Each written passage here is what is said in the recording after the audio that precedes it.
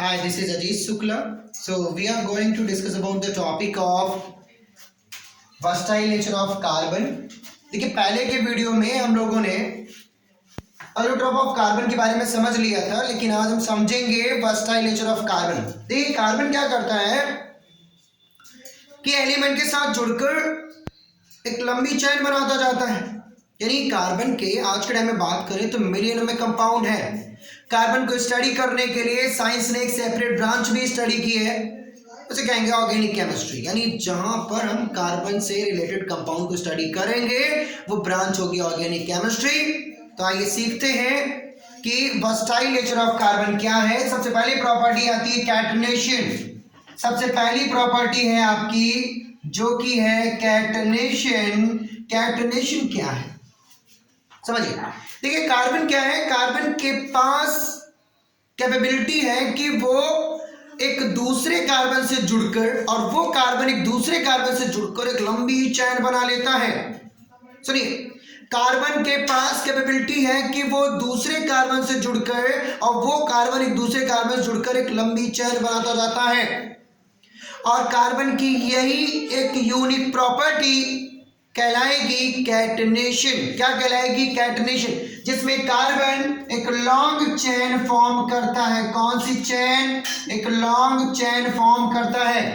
जैसे कि आपने क्या देखा कि कार्बन आपस में ऐड हो रहा है, एक लॉन्ग चेन बना रहा है। अगर कोई पूछे कि क्यों बना रहा है, किस प्रॉपर्टी की वजह से बना रहा है, तो आंसर आएगा कैटनेशन।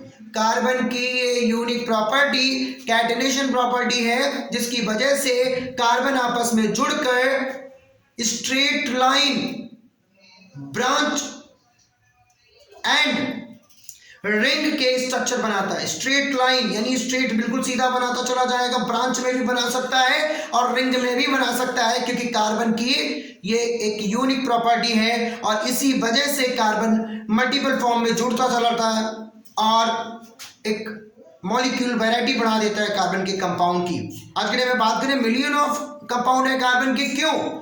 क्योंकि ऐसी प्रॉपर्टी है कार्बन के पास, इवन कार्बन आपस में ऐड होता है और जुड़ता चला जाता है और बना लेता है एक लंबी चेन, एक लॉन्ग चेन फॉर्मेशन कर लेता है। और यही प्रॉपर्टी कार्बन की कैटनेशन प्रॉपर्टी कहलाती है। आइए दूसरी बात करते हैं, आइसोमेर्स।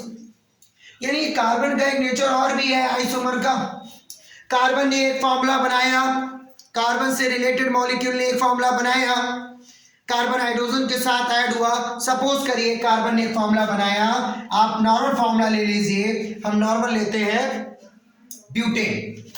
ब्यूटेन बनाया फॉर्मूला, कार्बन ने अपनी प्रॉपर्टी की वजह से कैटनेशन लगा हुआ है, कार्बन जुड़ता गया, एक फॉर्मूला बना लिया ब्यूटेन। अब आइसोमर क्या है? आइसो का मतलब है सेम, मर का मतलब है यूनिट। एक यूनिट सेम है, एक फॉर्मूला है कार्बन का, उसके स्ट्रक्चर बहुत सारे हैं।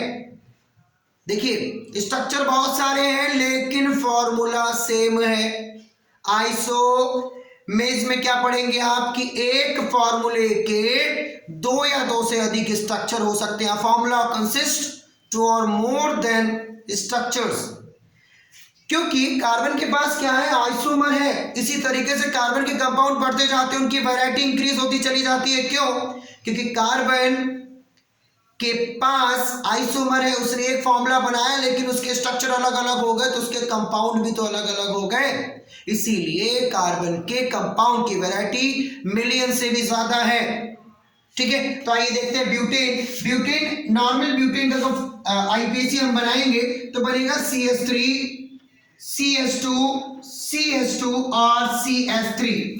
अब कंडीशनल एक हमने ये क्या बना लिया? स्ट्रक्चर। क्या बना लिया हमने? स्ट्रक्चर। अगर हम एक दूसरा स्ट्रक्चर बनाए इसी फॉर्मूले का, अब ब्यूटेन का फॉर्मूला क्या होगा? C4 काउंट करिए, 1 2 3 4।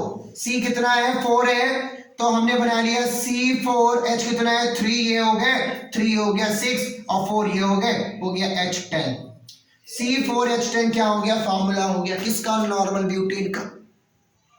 अब इस फॉर्मूले का पहला स्ट्रक्चर हमने ये बनाया, स्ट्रक्चर में 1 मान लीजिए। हम एक दूसरा स्ट्रक्चर भी बना सकते हैं, क्या? CH3 CH CH3 और इधर भी रख सकते हैं CH3। काउंट करिए 3 3 3 9 हो गए और 9 में 1 जोड़ दीजिए 10। फॉर्मूला क्या होगा C4H10। क्या फॉर्मूला होगा C4H10।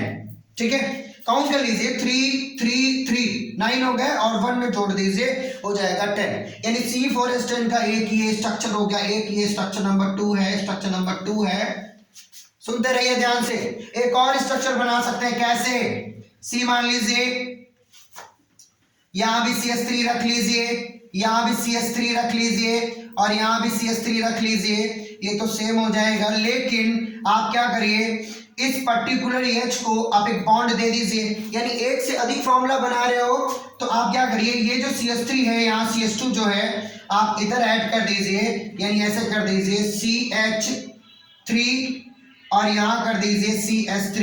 तो ये सेम हो जाएगा, बट हम इसको व्यू दे सकते हैं, यानी 2 से अधिक बना सकते हैं, लेकिन अभी सफिशिएंट कार्बन नहीं है। अगर कार्बन का नंबर बढ़ाओगे तो 2 से अधिक कार्बन भी, 2 से अधिक मॉलिक्यूल भी बना सकते हो आप, समझ रहे हो?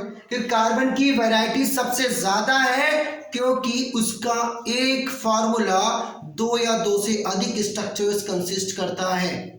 बात समझ में आ रही मेरी? एक फार्मूला 2 या 2 से अधिक स्ट्रक्चर कंसिस्ट करता है। जैसा कि आपने देखा कि एक स्ट्रक्चर ये बन रहा है और एक स्ट्रक्चर ये बन रहा है।